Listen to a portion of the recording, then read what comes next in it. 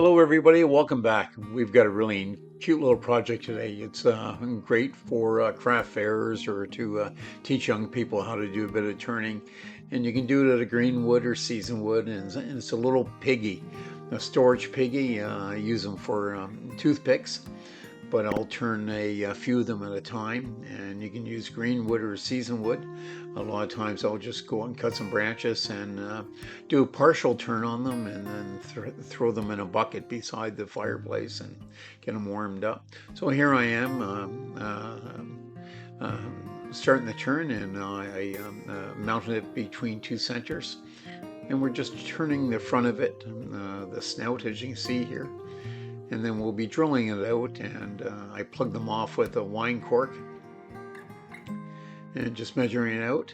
And the hole, I drill the hole at 3/4 of an inch, and we just bevel the edge a little bit.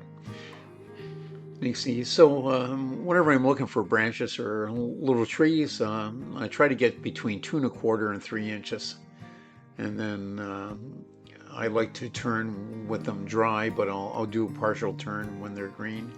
So I'm just tapering off now from the snout. The snout is wider, and I make the neck portion. The neck portion is 1 inch thick, and that gives me 1/8 of an inch around the outside edge. You can make them wider if you want, but that's the pattern that I use. And I'm just turning them in, and I'll take away some of the waste on the end there, because we'll be sawing that off. But you can see where the snout of the piggy starts there. And then we'll just get it shaped close to the side, and we'll just bevel it down.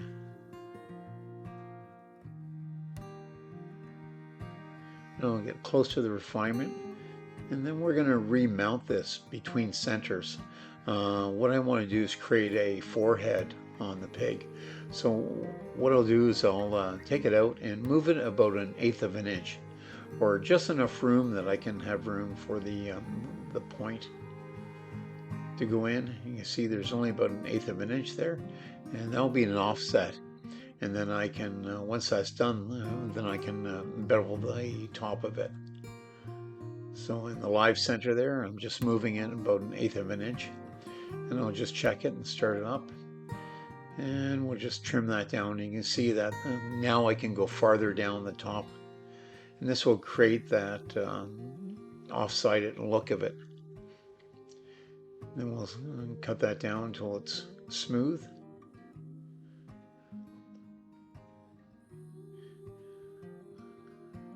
Just checking it for size, and you can see how it's beveling back. And that's because it's offset on the front. And I'll just keep refining that and checking it until I get to the point that I want it to be.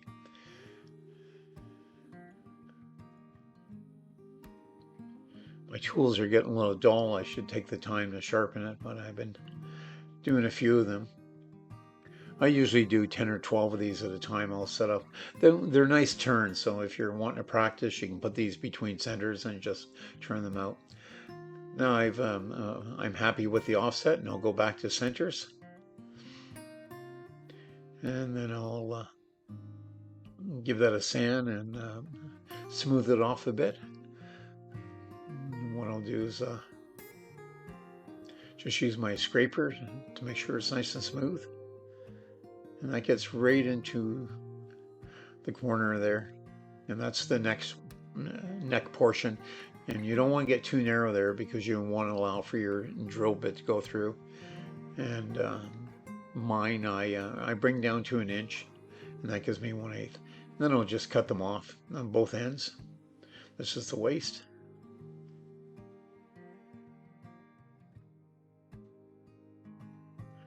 And change the head on the vise. These are small jaws.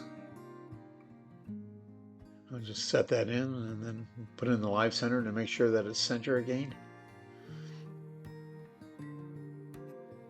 I'm a woodworker. I'm not a professional turner. I don't turn all the time, but as a woodworker, you use all the tools in the shop. So some of you wood turners are out there probably raising an eyebrow, but this is a fun little project, and it keeps your hand at turning. There we go. We're mounting the centers, and now I can tighten it up. And then I can release the center and pull it back. And what we'll do next is that we'll sand the head first, and then we'll drill a hole. And the hole that I'm drilling is a 3/4 inch hole. That works great for my corks. You may want to check your corks. And we'll drill right to, I drill about a 1/2 inch from the bottom. So here we go. We'll just use a Forstner bit, a 3/4 inch Forstner bit. And I'll go back and forth in this to clean it out as I go so it doesn't jam up.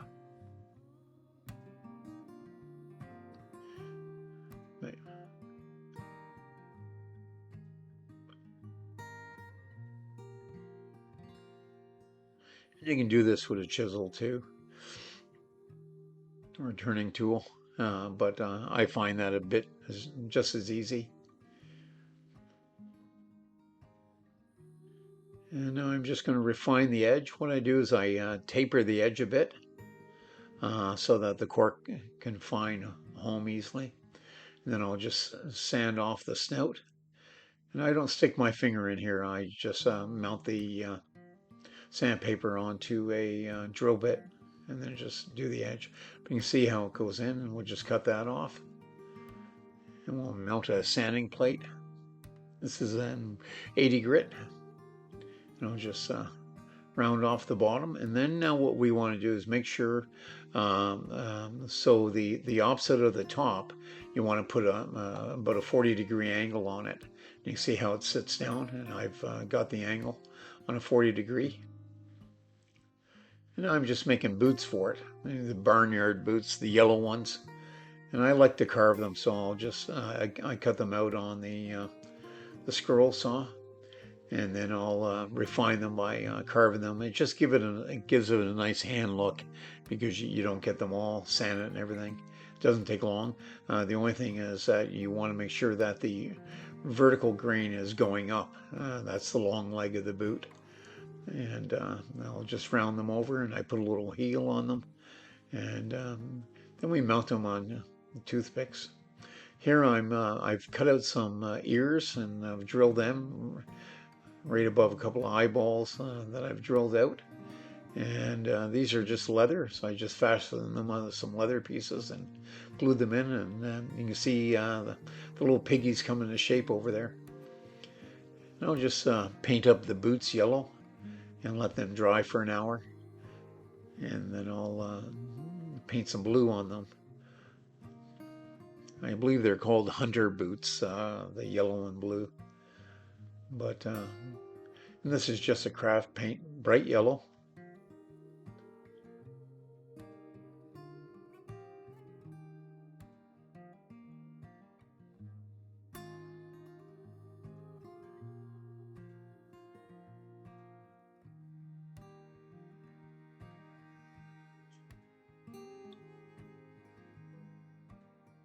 And I'll end up giving this 2 coats of paint. It dries quite quickly. You can use a hair dryer on it too, but I always have something to do. So after an hour or so, now I'll paint the blue. And it's a line down the back, and then the bottom, and a line around the top, and around the top of the sole. And the holes I've drilled on top, so what I'll use is well, it's called a clay wire. I'll drill holes into the pig, and then I use a 2-part epoxy putty, and I just mold like a little leg for them around the wire and into the pig. And so the ones in the front are vertical, and the ones at the back are kicked out through the side, as you can see. So whenever the pig's sitting down, he's got his boots on, and they're kicked out to the side, and there you go. It's got a little stash pig. We use ours for toothpicks, but you can put whatever you want in them if you're hiding cigarettes. So here's some clips I'm just showing you from the area that I live in, Vancouver Island. It's a beautiful day, so I had to get out there and take some pictures. And you can see that's across the strait. It's Lasqueti Island and Texada out there. And I hope you enjoy these videos, and please subscribe. It really helps the channel and helps me out a lot. And I appreciate all the people that have subscribed. And thanks a lot for all the comments, and have a great day.